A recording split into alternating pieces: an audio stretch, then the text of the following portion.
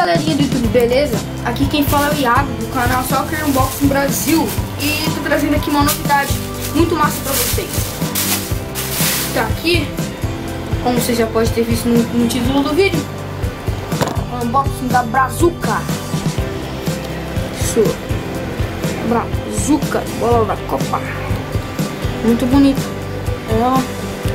E aqui, ó, os detalhes das estrelinhas. E se eu não me engano, cada cor dela aqui, só um pouquinho, pegar, cada detalhe colorido que ela tem simboliza uma parte do Brasil, o carnaval. É alguma coisa assim que eu entendi. Não sei, se estiver errado, corrijam lá nos comentários. E tá aqui, vou focar pra vocês. Brazuca, ela é a réplica.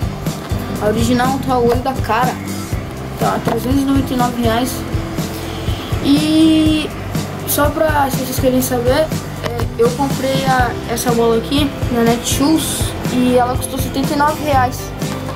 E pera aí. E ela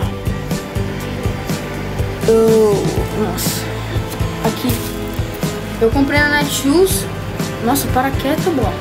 Eu comprei na Netshoes e eu ganhei esse chaveirinho também, que veio junto com ela. Muito massa, não?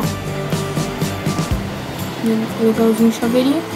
E esse aqui foi o primeiro vídeo do canal. Espero que você tenha gostado. E se gostou, dá um like, favorite o vídeo, compartilhe se você gostou também.